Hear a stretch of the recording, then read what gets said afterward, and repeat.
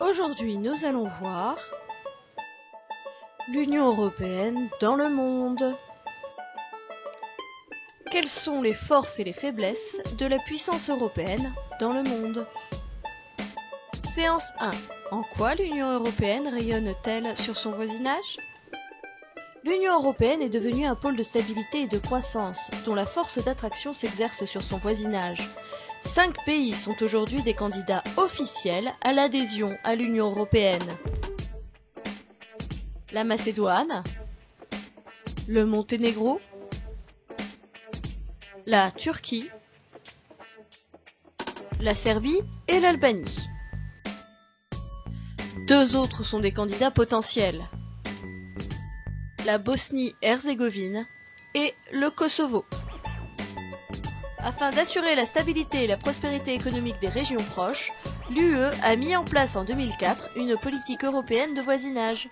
Cette aide économique, de plus de 2 milliards d'euros annuels, permet d'atténuer les écarts de richesse et de développement à l'intérieur du continent. La Méditerranée est une aire de relations privilégiée de l'Union européenne.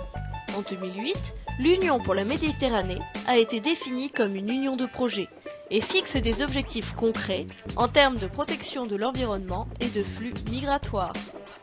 Mais depuis les révolutions arabes en 2011 et la montée des menaces islamistes, le processus est au point mort.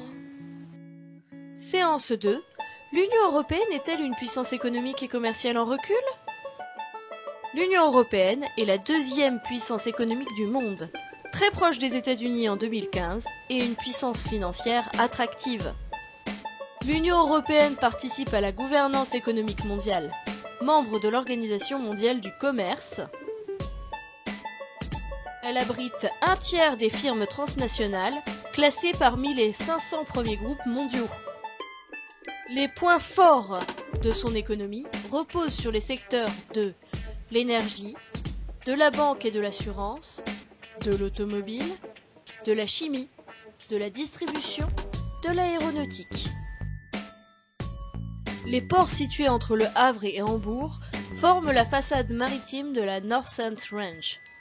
Ils constituent une interface dynamique. Rotterdam, aux Pays-Bas, est une porte d'entrée du territoire européen et un nœud de redistribution des marchandises venues du monde entier. Avec 508 millions d'habitants, l'UE est enfin le plus grand marché de consommation du monde. La main-d'œuvre européenne, très qualifiée, participe à sa puissance économique.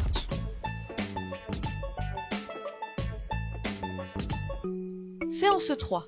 Quelles sont les limites de la puissance européenne dans le monde? Plus de 2 tiers des échanges commerciaux sont intra-européens. Les politiques et économiques des différents États membres sont peu coordonnées. Les États restent des concurrents dans le contexte de la mondialisation. Face aux grandes puissances mondiales, États-Unis, Chine, l'Union européenne souffre d'un manque d'unité politique. Sans armée ni diplomatie commune, elle ne parvient pas à s'affirmer au sein de l'Organisation des Nations Unies, où elle n'est qu'un observateur. L'Union européenne est fragilisée par la dette publique de ses membres, la crise actuelle de l'euro, le vieillissement de sa population. Les disparités économiques entre ces régions et la montée de l'eurosceptisme, comme le Brexit en juin 2016. Enfin, elle doit faire face à de nombreux défis. La reconversion des activités industrielles en déclin, la dépendance énergétique, la compétition de ces activités agricoles et industrielles face à la concurrence des pays émergents, Brésil, Chine, la crise des migrants depuis 2015, etc. Conclusion. L'Union européenne, puissance régionale au cœur du continent européen, est également une puissance économique à l'échelle mondiale. Cependant, l'insuffisance d'un projet politique commun constitue un frein majeur à son rayonnement mondial. Fin. À plus tard. À plus tard.